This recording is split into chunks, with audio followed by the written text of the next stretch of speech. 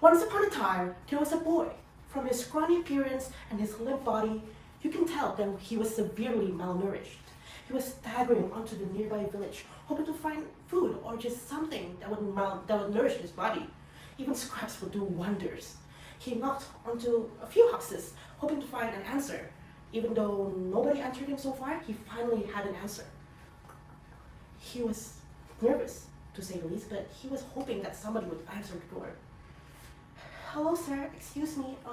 He was very nervous. He was in the state that he wasn't gonna find any food, but somebody finally knocked on the door, so he finally had to say something. I'm sorry to bother you, but the man didn't answer though.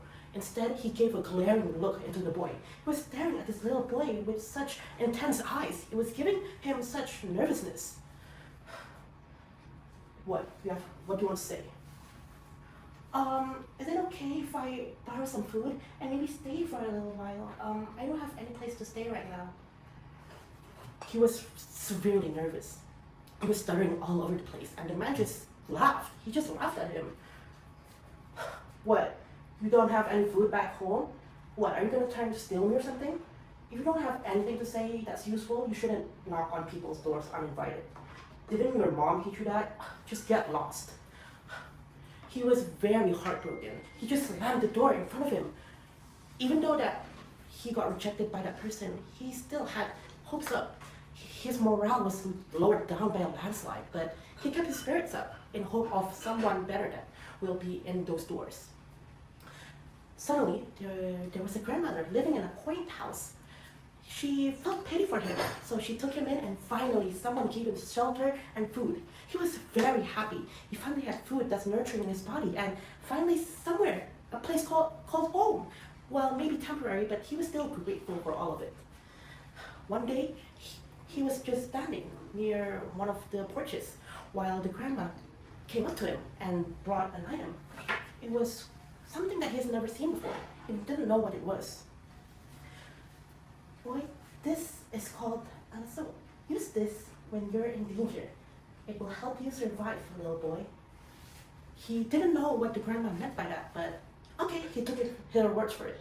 He went straight over and grabbed the lasung. He was planning on going to a nearby village, so he took the lasung and said goodbye to the grandma.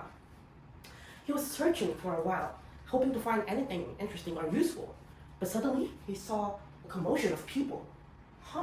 Why are there so many people there? Interesting. He walked over, and it seems like there was some kind of competition. Weird, that's strange. What could be there? He saw that there was a lot of people grouped there, and there was a stick embedded into the ground. It seemed quite flimsy, but even the toughest man can't pull this stick out. He was quite perplexed by it, as so everyone else. But he felt a little bit of hesitation, and he just straight up went for it. He went over to the group of people and said, "Can I try too?" He put his lasung aside and braved all of his courage up. Everyone looked at him in confusion. People thought like, oh, this kid, he was trying to get out the stick. Even the bravest man can't do it. Why did this kid want to try? They were mocking him all over. But he didn't let that give up. He didn't let that falter him. He was determined to get the stick out. He did it! He grasped onto the stick, and that stick was now in his hands. Everyone was shocked. Everyone didn't expect a little scrawny boy to get that stick out of the ground. Everyone was impressed, but not for long, because suddenly a stream of water started emerging from the hole. Everyone was panicking all around. Everyone was running away. But he remembered what the grandma said. The grandma said that he should use the lasung when he is in danger. So he used the lasung, and this lasung kept him afloat. It was surreal to see this village being flooded and sunk.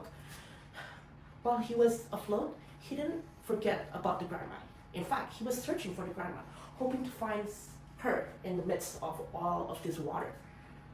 There she is. He found him, and then he invited him over to the lasung, and they both went away. They both escaped something village. Now, that aforementioned village is now called Rawa Aning.